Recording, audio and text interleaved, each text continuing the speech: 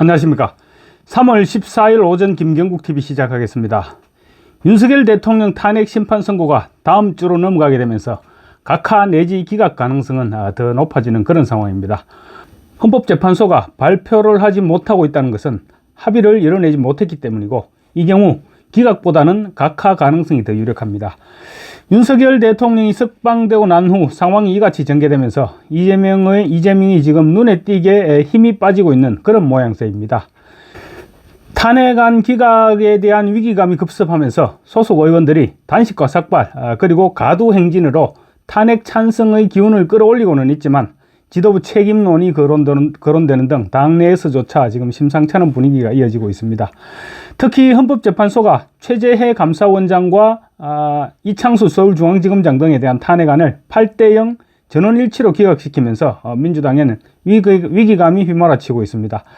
그런가 하면 당 안팎에서 기다렸다는 듯이 이재명의 권위에 도전하는 언행들이 이어지고 있습니다.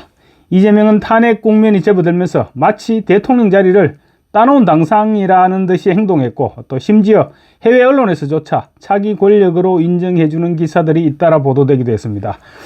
하지만 이재명의 지나친 오만은 결국 화를 불렀고, 결국 계엄령이 계몽령으로 인식되기 시작하면서 여론조사에서부터 이재명의 힘이 빠지기 시작했습니다.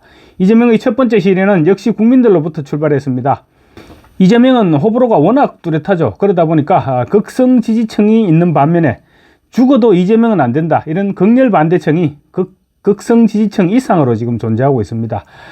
계몽령이 급속도로 확산되면서 극렬 반대층이 높아지게 된 것이고, 결국은 40% 이상이 죽어도 이재명은 안 된다는 응답을 하고 있기도 합니다.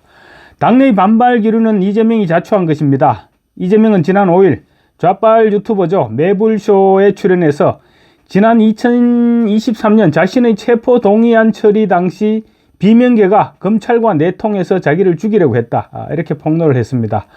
본인은 털고 가자는 의미에서 했던 얘기라고 하지만 받아들이는 비명계 입장에서는 그럴 수가 없겠죠. 비명계는 이재명이 자신들을 죽이기 위해서 없는 말을 만들어서 떠들고 있다, 이렇게 생각하고 있는 것으로 보입니다. 선거법 위반 항소심에서 유죄가 선고되면 비명계들이 일제히 들고 일어날 것이 분명한 상황에서 미리 비명계들의 기세를 꺾어버리기 위해서 연구해낸 계략이 아니냐, 이런 추측이 지금 힘을 받고 있는 것도 사실입니다. 이처럼 비명계들이 막 들고 일어나고 있는 찰나에 법원에서 윤석열 대통령의 구속 취소 신청을 받아들였습니다. 지기현 판사가 정말로 나라를 구한 것이죠. 그러자 비주류들이 당 분열을 우려해서 반발을 한 템포 늦췄다가 탄핵 기각 분위기가 지금 우세해지니까 다시 이재명에게 사과를 요구하고 나서고 있습니다. 이재명은 지난 12일 광화문 천막에서 비명계 유력 인사들과 국난 극복을 위한 시국 간담회를 가졌습니다. 김부겸 전 총리, 김경수 전 지사, 이광재 전 국회 사무총장, 박용진 전 의원, 임종석 전 비서실장, 이렇게 참석했습니다. 임종석, 박용진 이런 사람들은 지난 총선에서 이재명의 악랄한 표적 공천에 결국 공천을 받지 못했죠.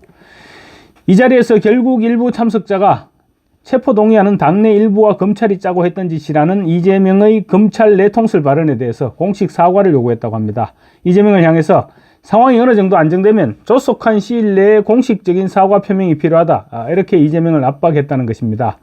이와 함께 윤석열 대통령 탄핵 찬성 여론과 민주당의 지지율이 상당한 차이를 보이는 것에 대해서 우려도 표시했다고 합니다. 정당 지지율이 탄핵 찬성 지지율을 따라가지 못하고 있는 것은 결국 지도부 책임이고 이재명 당신 책임이 아니냐, 그런 지적을 했다는 것이죠. 이재명은 이 같은 요구에 주특기인 묵묵부답으로 깔아뭉개기로 지금 일관하고 있습니다. 김부겸 전 총리는 어제 문화일보 인터뷰를 통해서 통합행보의 진정성을 인정받으려면 검찰과 내통했다는 발언에 대해서 해명하고 당사자에게 사과해야 한다. 지금은 도전자들이 자신의 목소리를 낼 때라고 본다라고 말했습니다. 앞으로 계속 목소리를 내겠다는 얘기죠. 21대 민주당 소속이었던 전직 국회의원 20명 정도도 지난 9일 이재명의 공식 사과를 요구하는 연명서를 발표하려 하다가 윤 대통령의 석방 등의 상황을 고려해서 지금 잠시 보류하고 있는 상태입니다. 이재명은 이렇게 상황이 녹록지 않게 전개되니까 채널A 유튜브에 출연해서 비명계 저격 발언으로 제가 얘기한 대상이 아닌 다른 분들이 섭섭했던 것 같은데 저의 부족함 때문이다. 그래서 제가 전화도 해보고 그랬는데 아쉽고 미안하고 그러죠 라고 말했습니다. 마치 자기가 대인인 것처럼 그렇게 포장을 한 말이죠. 비명계에서 사과로 받아들일 리가 없는 발언입니다. 비명계에서는 공식 사과를 거듭 주문하고 있습니다. 그렇지만 아마도 이재명으로부터 사과를 받아내기는 어려울 것입니다. 탄핵안이 잇따라 기각되면서 결국 지도부 책임론까지도 거론되고 있습니다. 민주당은 지금까지 29명에 대한 탄핵안을 제출해서 13명에 대해서는 직접 실제로 탄핵을 실행했습니다. 그 가운데 8명에 대한 헌재의 심판 결과가 나왔는데 모두 기각되었습니다. 스코어가 8대 0인 것입니다. 한덕수 국무총리와 박성재 법무장관 등 남은 사람들 역시 기각이 유력합니다. 이제 멋대로 탄핵을 남발한 결과가 나타나기 시작한 것입니다. 민주당이 국정의 발목을 잡는 세력으로 인식되기 시작하자 당 내부에서 당혹스러움이 감지되고 있는 것입니다. 그러다 보니 자연스럽게 이 정도면 원내 지도부가 책임져야 되는 것 아니냐, 이런 말도 흘러나오기 시작했습니다. 민주당이 이재명 1국 체제로 정비된 이후로 책임론은 거의 처음이 아닐까 싶습니다.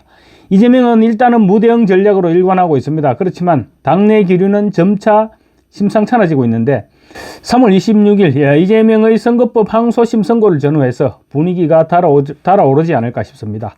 물론 그 전에 탄핵안이 기각 내지 각하되면 그날로 이재명의 생명은 끝나게 되는 거죠. 어떻게 보면 지금 이재명은 지금 시한부 대표를 하고 있는 셈이기도 합니다. 탄핵안이 잇따라 기각되면서 마은혁 헌법재판관 후보자 임명을 압박하기 위해 꺼내들었던 최상목 대통령 권한대행에 대한 탄핵이나 또 윤 대통령 석방과 관련한 심우정 검찰총장 탄핵은 더 이상 추진 동력을 상실했습니다. 박지원 의원은 라디오 인터뷰에서 강경 의견도 있지만 신중하자는 의견도 있기 때문에 일단 윤석열 탄핵 인용에 집중하자는 것으로 정리됐다라고 설명했습니다.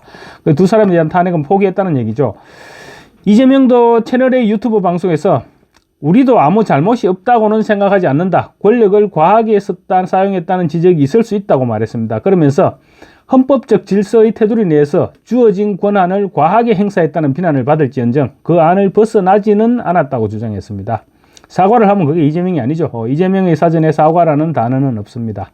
이재명은 8대 0 스코어에 대한 기자들의 질문에 답변을 회피하고 재빨리 피해버리는 그런 사람입니다.